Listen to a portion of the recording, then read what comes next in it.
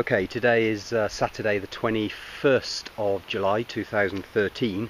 I've basically looking to extract some honey today, and certainly hive number one, which is at the far end, is the one where I've actually got no supers on it at all, and it actually went queenless. So I've put a frame of eggs out of hive number three into hive number one in an effort that they'll grow a new queen, but I'm going to actually leave that one today, just because I don't really want to disturb their activities. So hopefully that one will recover, but I'm certainly looking to take some honey off hives number 2 and 3, and you can see that I've slightly reconfigured the boxes, which I did the other day, and I'll just basically point out to you the construction of both of the hives. Okay, so if we take hive number 3, which is this one here, this is actually a colony which has a new queen in it that I produced from an artificial swarm. Here we've got just basically the landing board. This is the floor, which has an open mesh allowing any debris to fall through the floor. Particularly the idea there is to allow varroa mite to fall through the floor. Once they fall to the bottom, they can't crawl back up. This is the main brood nest, so in here they're making the brood, which will create more bees. Here in this little thin strip here is the queen excluder. That actually stops the queen from moving up into these honey supers here and here. And basically, if she can't move up there, you won't get any eggs in here, so this is where your honey will come from. Now, I know that this box at the top here is virtually full, so it has 11 frames which are virtually capped, so I'm going to work on the theory that generally when the cells are capped, it means the honey is down to less than 20% moisture content, which means it'll last forever, it'll never go off. Some of them aren't capped, but generally when they're capped and partly capped, you'll find that they will be 20% or below water content. This box here is not fully filled, so I'm going to leave that one on there. This strip that you see here is the crown board that would normally sit on top of this top box and just below the roof. And the reason I've moved this down one level is because I've put into there 2 very small oval bee escapes, and those bee escapes will allow the bees to go out but not allow them to come back in.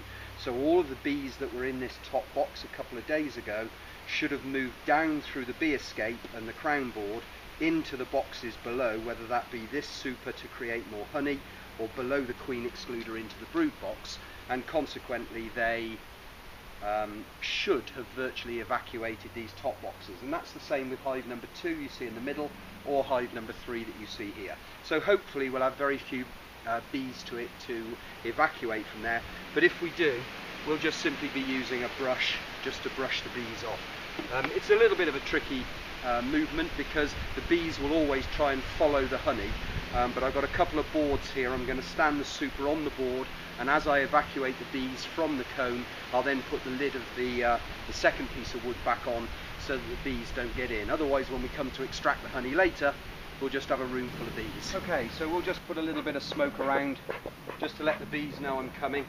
I prefer not to blow it directly into the entrance because all that does is just blows the bees out, but as long as we just let them scent it a little bit, and then up under the roof here,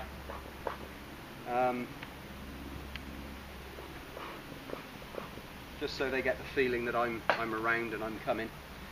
We'll take the lid off this hive. There is no crown board because obviously I've moved the crown board down to here, so we'll be directly into a bee chamber, and we can see a few bees in the roof,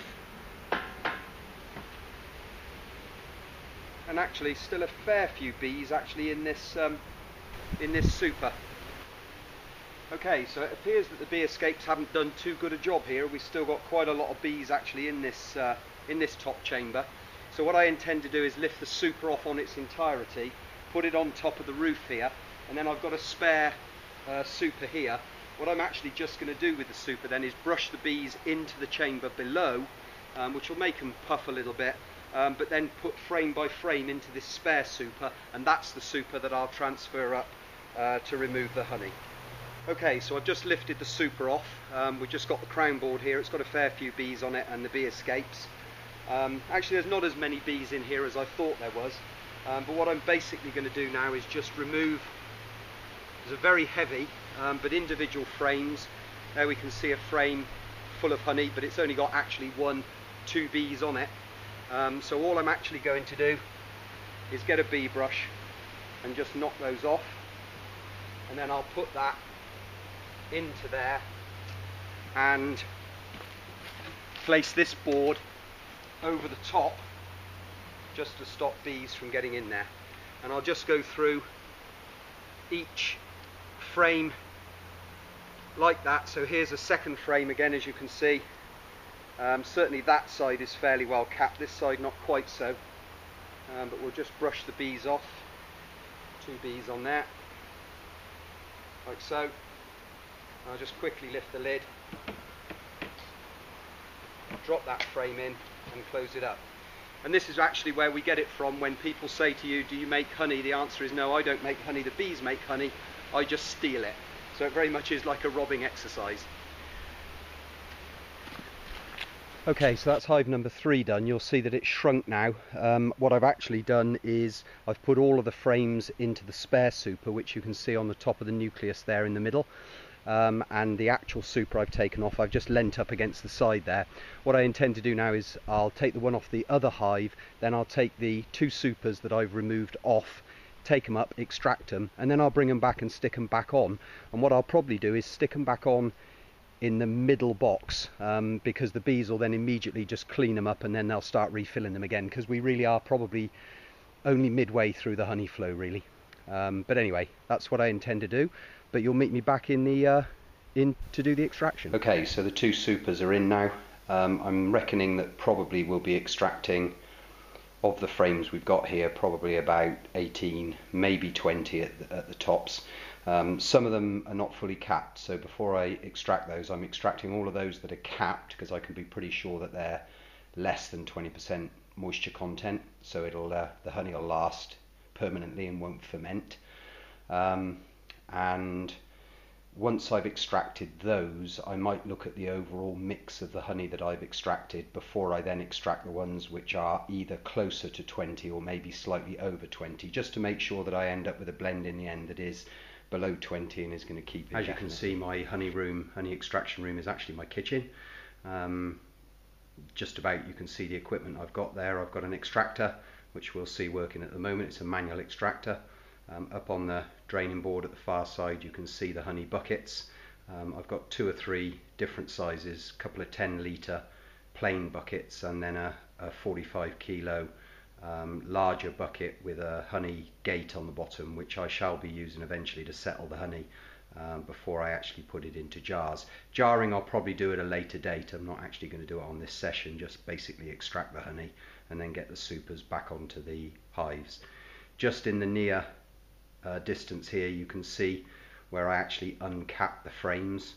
I've got a small bar of wood over the top of a very large food grade polythene tray, and I'm going to uncap by cutting the cappings off the frames in a moment, and the cappings will drop into that tray, and again I will just basically drain that out of there through a filter so that that too is not wasted and goes into the overall. Once the honey is actually extracted, and as we run it into the settling tanks, or even if we were going to directly into jars, we put it through a couple of filters. This one is a pretty coarse filter, nylon filter, with lugs which you can see there.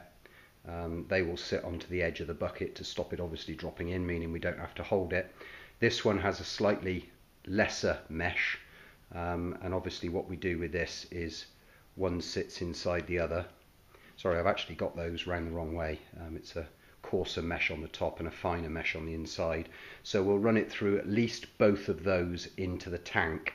And the benefit of local honey is that it does carry some of the pollen and various other enzymes which are good for things like hay fever and asthma, because you're then ingesting the pollen rather than sniffing it up your nose, which gives you a little bit of a resistance to that allergy if you take it locally and raw. Obviously you won't notice it particularly in the jar, but for showing we will additionally use this cloth here, which is a very, very, very fine mesh, and that will then be filtered again through that, which will actually leave no particles in it at all. It literally is almost like a silk. Okay, and this is the extractor. It's a 6-frame extractor. You can see that it's up on legs, which will allow me to get the bucket under. If I put the big bucket under, I may end up having to put some blocks underneath the legs there just to raise it up a little bit. But you can see down here that it's got a honey gate, and that simply is held by the wing nut. All we there do is undo the wing nut, lift the lever, and that'll open the gate, allowing the honey to pour out from inside the lid of the extractor. Here we can see the cage. It's a triangular cage, and the lugs of the super frames will drop into the hole in the center here, with the frame in this direction, and another lug in the other side of that hole with the frame in that direction. So we'll have 2 frames there, 2 frames there, and 2 frames there for a total of 6 frames. This particular extractor is manual. It could of course have a motor, which would make it a little easier on this hot day, but that's the gearbox on there with the spindle coming through to the handle, and the handle is a sprung loaded dog design. So basically we push it in like so and rotate it, and as we rotate it to speed, then you obviously don't want the handle to continue to rotate with the extractor, so you then just release and the handle will pop off its dogs and just run loose while the extractor continues to rotate. And if we look in the lid there, we can see the basket rotating, and by centrifugal force that'll throw the uncapped honey out onto the side walls and into the bottom of the extractor, so that we can allow it out of the honey gate and into the buckets. Okay, with normal hygiene in place, hands washed, tops wiped, food grade polythene, everything clean and tidy, we're only going to use 2 implements to uncap. We've not got all the technology of warm knives and everything else, so I do have here an uncapping fork that'll remove some of the more stubborn ones in corners and such like. Other than that, I'll just be using a straightforward, which we've got here, a straightforward carving type knife. You could use a bread knife or anything else. I'm actually going to put some hot water into a deep bowl. That helps to just heat the blade, and also I think lubricate the blade so that it doesn't stick and just drag too much cells off with the cappings. So hopefully that'll work. It's certainly how I did it the last time, so I'm sure it will. Okay, so we'll just try and remove the very top of the cappings with the knife, just very gently. Try not to remove too much. You can just use the wood there to scrape it. This will take off the top of the main cappings.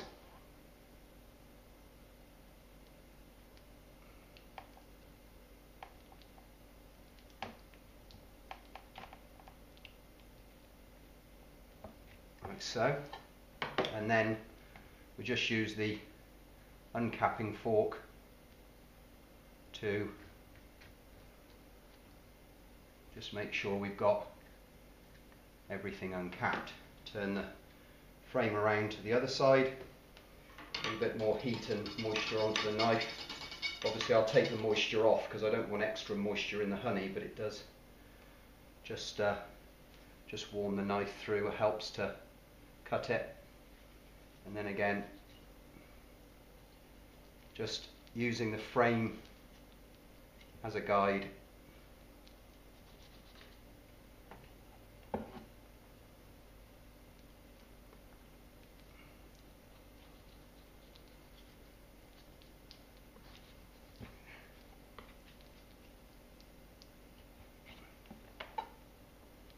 Slide down gently.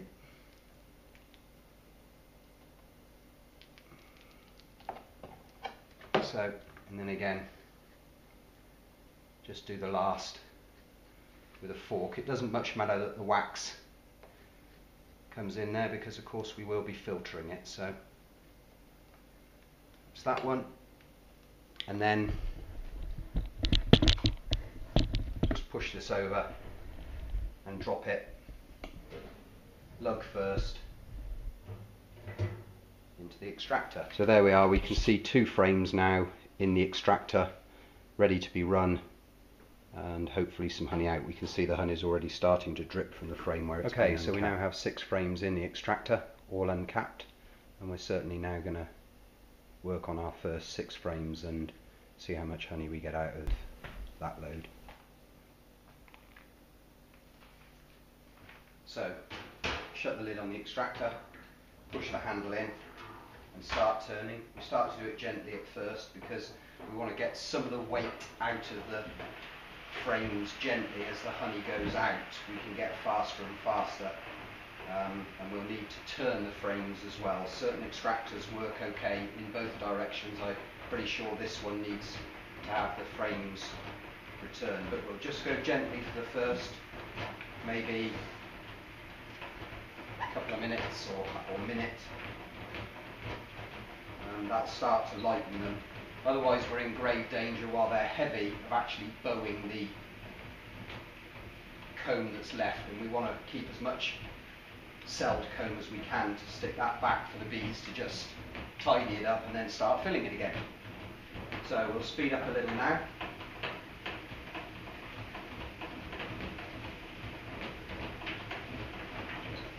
To a point where it'll actually be tough for my arm to keep continuing to run this, and we'll just let it go. And as we can see, the handle drops out of its dog and just allows the frames to keep spinning.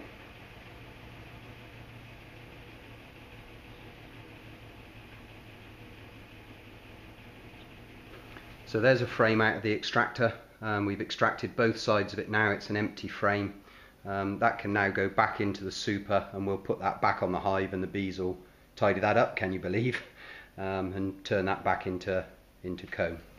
And with the first 6 frames now extracted, I've just taken one out as you saw, but we should now be able to see in the bottom here, we now have probably about half an inch, maybe 3/4 of an inch of honey in the bottom of there, which we'll take out in a moment from the strainer. Okay, so we've now spun 12 frames, still got another probably 6 to go, but the lugs of the frames are now spinning in the honey in the bottom, so the honey is up now to a level above the gate here.